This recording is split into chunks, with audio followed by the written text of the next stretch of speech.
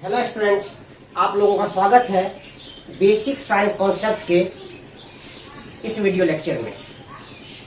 इस video lecture में हम लोग पढ़ेंगे ट्रिगोनोमेट्री के बारे में, जो कि क्लास 10th के मैथमेटिक्स का एक चैप्टर है, एक्सरसाइज 8 का। इसमें हम लोग पढ़ेंगे ट्रिगोनोमेट्री के बारे में। पहले हम लोग जानेंगे ट्रिगोनोमेट्री है क्या, ट्रिगोनोमेट्री का इंट्रोडक्शन जानेंगे। देख लीजिए, ट्रिगोनोमेट्री जो होता है, ट्रिगोनोमेट्री का अर्थ होता है त्रिकोणमिति। ट्रिगोनोमेट्री 3 ग्रीक वर्ड से मिलकर बना है, tri plus gonia plus metron. Tri का मीनिंग होता है 3, गोनिया मीनिंग एंगल और मैट्रॉन का मीनिंग है मीजर। अगर हिंदी में चर्चा करें तो त्रिकोणमिति में 3 शब्द हैं, त्रि प्लस कोण प्लस मिति। त्रि मतलब 3, कोण मतलब जानते हैं आप लोग, कोण यानी कहने का मतलब ये हुआ कि 2 किरणों का शीर्ष बिंदु अगर एक हो और इससे जो झुकाव उत्पन्न होता है वो कोण कहलाता है। कोण तो जानते हैं आप लोग। और मिति मतलब होता है मापना। इससे पता चलता है कि त्रिकोणमिति का शाब्दिक अर्थ क्या होगा, 3 कोणों की माप। अगर त्रिकोणमिति का डेफिनेशन देना चाहे तो हम लोग दे सकते हैं, गणित की वह शाखा जिसके अंतर्गत त्रिभुज की भुजाओं या कोणों में तथा कोणों के साथ संबद्ध भुजाओं के अनुपात का अध्ययन किया जाता है, त्रिकोणमिति कहते हैं। जैसे कि ये कोई त्रिभुज है और इसमें जो है ये कोण है थीटा, तो इससे संबद्ध भुजा AC और BC, 2 भुजा संबद्ध हो गई। तो इन दोनों भुजाओं में संबंध का अध्ययन करते हैं, रेशियो का अध्ययन करते हैं। फादर ऑफ ट्रिगोनोमेट्री माना जाता है हिप्पैरकस को। ये एक ग्रीक गणितज्ञ था जो कि 140 BC में त्रिकोणमिति का खोज किया। BC मतलब हो गया बिफोर क्राइस्ट, ईसा के जन्म के पूर्व। अब त्रिकोणमितीय निष्पत्तियां जो होती है वो कुल कितनी होती है, मुख्यतः 3 होती है। अब कुल 6 होती है, तो मुख्यतः 3 होती है। कौन कौन, तो साइन का होता है ज्या, कोसाइन मतलब हो गया कोजिया, और टेंजेंट मतलब हो गया स्पर्शजिया। और इस तरह से त्रिकोणमितीय निष्पत्तियां जो है कुल 6 कौन कौन है, तो साइन इसका अपोजिट होता है कोसेकेंट, अब कोसेकेंट का अपोजिट होता है साइन, कोसाइन का अपोजिट होता है सेकेंड, सेकेंड का अपोजिट होता है कोसाइन, टेंजेंट का अपोजिट होता है कोटेंजेंट, कोटेंजेंट का अपोजिट होता है टेंजेंट। यानी कि इस 3 त्रिकोणमितीय निष्पत्तियां से ही इन तीनों को निकाला गया है। ट्रिगोनोमेट्री के बारे में आगे पढ़ें इससे पहले हम लोगों को कुछ बातों की जानकारी होनी चाहिए। आप लोग जो ट्रिगोनोमेट्री पढ़ेंगे, मुख्यतः आप लोग का सिलेबस में दिया हुआ है एक्यूट एंगल के लिए। यानी कि हम लोग को जो त्रिकोणमिति पढ़ना है वो सिर्फ न्यून कोण के लिए पढ़ना है, अधिक कोण के लिए नहीं पढ़ना है।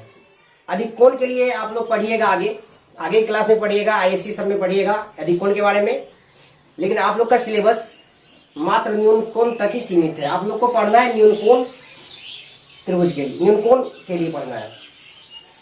तो जैसे कि मान लीजिए ये कोई समकोण त्रिभुज है और समकोण त्रिभुज में ये कोण थीटा है और ये कोण 90 डिग्री है। तो 90 डिग्री के सामने की जो भुजा होती है उसको हाइपोटेनस तो कहते ही हैं, यानी कर्ण कहते ही हैं। और बाकी ये जो थीटा कोण है, ये थीटा के सामने की भुजा क्या कहलाती है, परपेंडिकुलर, यानी कि लंब कहलाती है। और बाकी जो बचा वो बेस हो गया, बाकी जो रेस्ट बच गया है वो बेस कहलाएगा। अगर कोई दूसरा त्रिभुज ले और इस कोण को अगर हम थीटा माने, तो इस थीटा के सामने की जो भुजा होगी ये वो परपेंडिकुलर हो जाएगी, और 90 डिग्री के सामने की भुजा जो है वो हाइपोटेनस हो जाएगी, और रेस्ट जो बचा वो बेस। यानी याद रखना कुल मिला के ये कि 90 के सामने की भुजा हमेशा कर्ण होती है। समकोण त्रिभुज में 90 के सामने की भुजा हमेशा कर्ण होती है, बाकी जो थीटा के सामने की भुजा होती है वो लंब होती है, और बाकी जो बच गया वो आधार हो गया।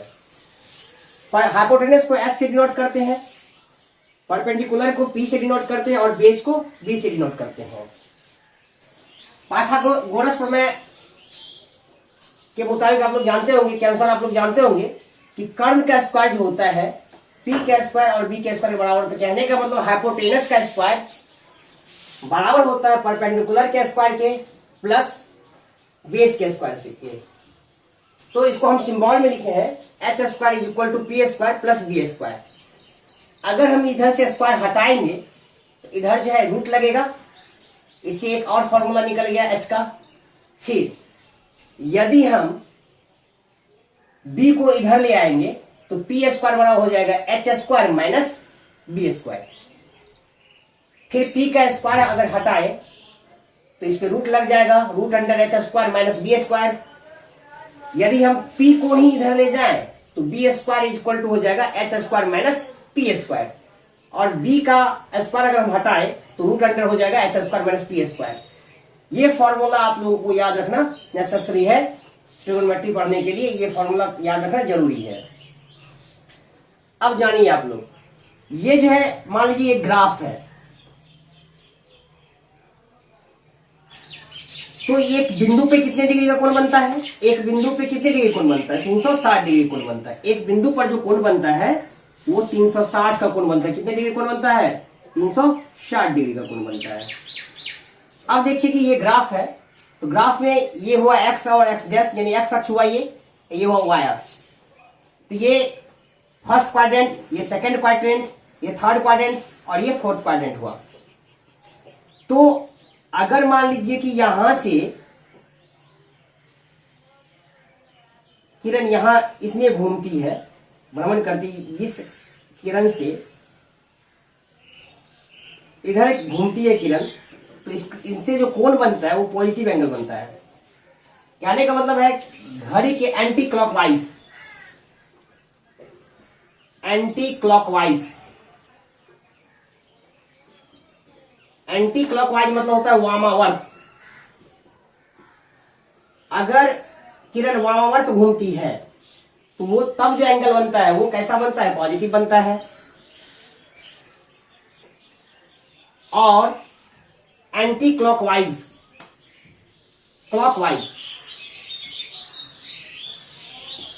क्लॉकवाइज घूमने से जो एंगल बनता है, क्लॉकवाइज ये हुआ घड़ी के सुई की दिशा क्लॉकवाइज, और घड़ी के सुई की विपरीत दिशा वो हुआ एंटी क्लॉकवाइज। तो क्लॉकवाइज यानी कि दक्षिणावर्त जब घूमती है किरण तब जो एंगल बनती है वो माइनस नेगेटिव बनता है। अब देखिए हम लोग पढ़ते हैं ये जो इसके बीच का जो ये दोनों किरण के बीच का जो एंगल होगा वो 90 डिग्री होगा। तो हम लोग को तो न्यून कोण के लिए पढ़ना है, तो इसका मतलब है कि यहां से लेके ये इनके बीच का कोण 90 डिग्री। तो हम लोगों को पढ़ना है पॉजिटिव एंगल के लिए सिर्फ पढ़ना है, नेगेटिव के लिए नहीं पढ़ना है, पॉजिटिव के लिए पढ़ना है। क्योंकि हमको 90 यानी कि कहने वाला एक्यूट एंगल के लिए ही पढ़ना है, सिर्फ एक्यूट एंगल के लिए सिर्फ आपको ट्रिगोनोमेट्री अभी पढ़ना है। तो कहने का मतलब ये हुआ, तो कहने का मतलब ये हुआ कि जो मतलब एक्यूट एंगल के लिए पढ़ना है तो कम से कम 90 से छोटा के लिए पढ़ना है आपको, 90 से बड़े के लिए अभी नहीं पढ़ना है। तो इसका मतलब है आपको सिर्फ पढ़ना है पॉजिटिव एंगल के बारे में। और इस फर्स्ट क्वाड्रेंट में जो कोण होगा वो पॉजिटिव होगा। आगे पढ़ेंगे आप लोग सेकंड क्वाड्रेंट के बारे में, थर्ड क्वाड्रेंट के बारे में, फोर्थ क्वाड्रेंट के बारे में। इसमें जो है बहुत से रेशियोज, ट्रिगोनोमेट्रिकल रेशियोज होते हैं, नेगेटिव होते हैं, इसमें नेगेटिव भी होते हैं, पॉजिटिव होते हैं, इसमें नेगेटिव पॉजिटिव दोनों होते हैं, इसमें नेगेटिव पॉजिटिव दोनों होते हैं। लेकिन आपको पढ़ना है इसमें पॉजिटिव एंगल के बारे में। इसमें जो होता है ऑल एंगल्स, यानी इसमें जो होता है सारे ट्रिगोनोमेट्रिकल रेशियोज जो होते हैं पॉजिटिव होते हैं। तो आपको सिर्फ पढ़ना है पॉजिटिव एंगल के बारे में पढ़ना है, यानी कहने का मतलब फर्स्ट क्वाड्रेंट के बारे में पढ़ना है। अब आप लोग पढ़ेंगे ट्रिगोनोमेट्रिकल रेशियोज। ट्रिगोनोमेट्रिकल रेशियोज निकालने के बारे में पढ़ेंगे आप लोग।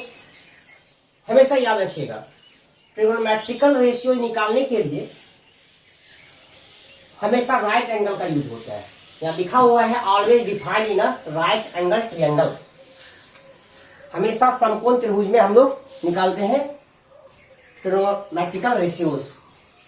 जैसे मान लीजिए कि इस कोई समकोण त्रिभुज है, तो ये 90 डिग्री का कोण है और ये थीटा है। इसके सामने का ये पी हो गया और ये एच हो गया और ये बी हो गया। तो यहां हम कुछ फॉर्मूला देख लेते हैं ट्रिगोनोमेट्री का। पहले साइन थीटा, पहले जान लीजिए आप लोग की जो एंगल को जो है ना, एंगल को थीटा से, अल्फा से, बीटा से, गामा से, ए बी सी किसी से डिनोट किया जाता है। इन चीजों से theta, alpha, beta, gamma, A B C आदि से जो है एंगल को डिनोट किया जाता है। तो जहां जैसे कि हम यहाँ लिखे साइन थीटा, इसको शॉर्ट कट में लिखा गया है यहाँ, इसका शॉर्ट फॉर्म हो गया साइन थीटा। इसका फॉर्मूला होता है पी बाय एच, यानी कि कहने का मतलब पी बाय एच मतलब पी मतलब हो गया लंब और एच मतलब हो गया कर्ण। फिर यहाँ आया कोसाइन थीटा। कोसाइन थीटा का शॉर्ट फॉर्म हो गया कॉस थीटा। इसका फॉर्मूला होता है बी बाय एच। बी मतलब हो गया आधार बाय कर्ण। और तीसरा ट्रिगोनोमेट्रिकल रेशियो हो गया tangent theta.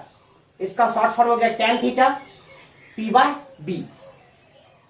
P by b मतलब हो गया, पी का मतलब हो गया लंब, बी का मतलब हो गया आधार।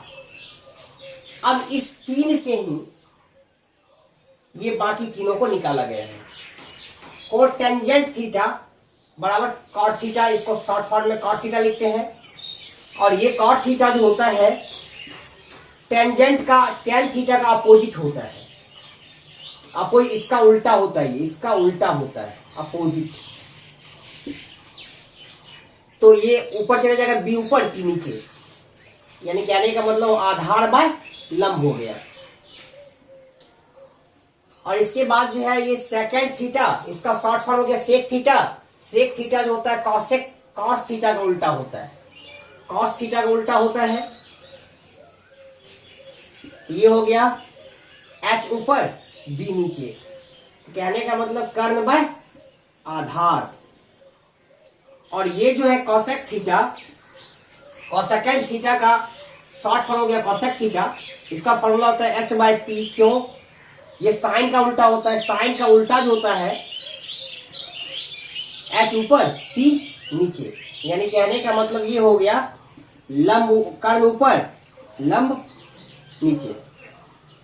अगर हम इस तीन फॉर्मूला को याद रखें तो बाकी तीनों को हम निकाल सकते हैं। जैसे कि तीन याद रखने का हम ट्रिक बता देते हैं, तीन याद रखिएगा इससे, और इससे इसको अपोजिट करके बाकी तीन निकाल लीजिएगा। जैसे कि एक तरीका या बताते हैं लाल बाय कका।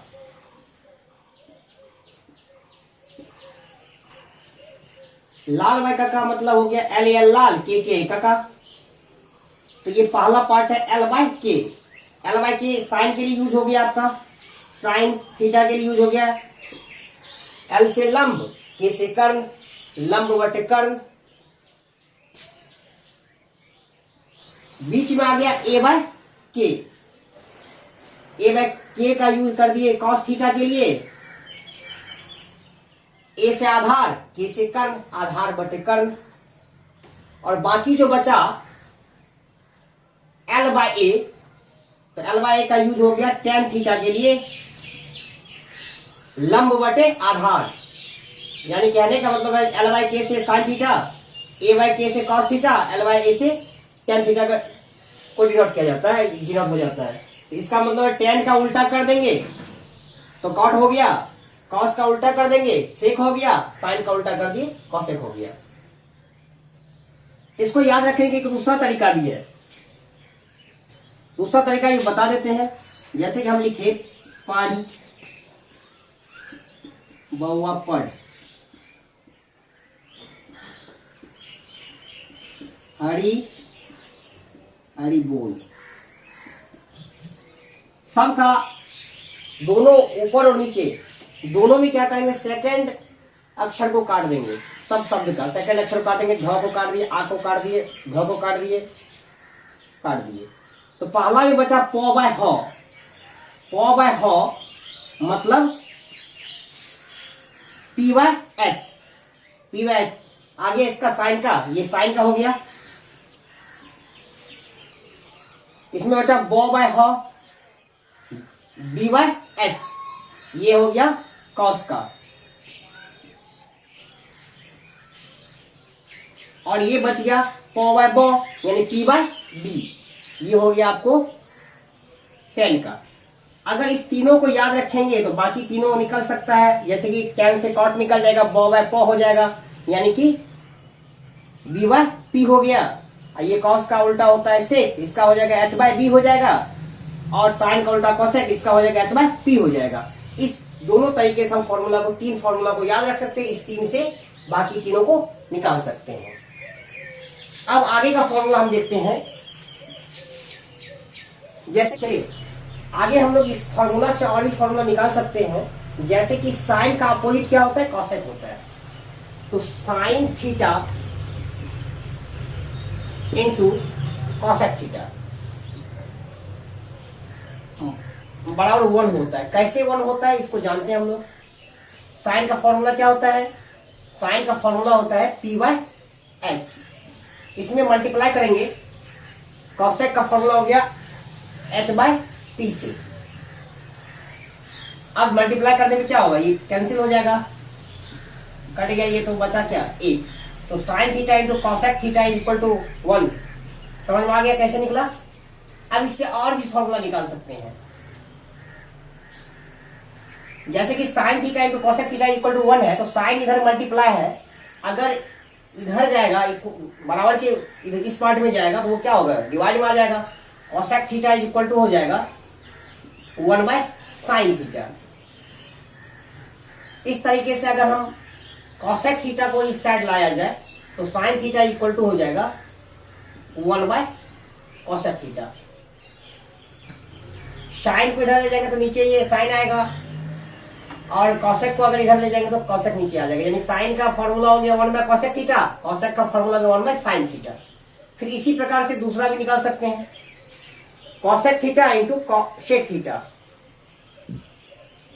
कॉसेक थीटा और sorry cos theta into sec theta. इस दोनों को मल्टीप्लाई करेंगे तो क्या होना चाहिए, 1 होना चाहिए। कैसे, तो फिर देख लेते हैं हम लोग। कॉस का फॉर्मूला हो गया बी बाय एच, सेक का हो गया एच बाय बी, ये और ये कैंसिल हो गया 1। तो cos theta into sec theta equal to 1 हो गया। उसी प्रकार से जिसे इसमें किए हैं उसी प्रकार से हम सेक थीटा निकालना चाहेंगे तो 1 बाय कॉस थीटा, और कॉस थीटा निकालना चाहेंगे तो 1 बाय सेक थीटा हो जाएगा।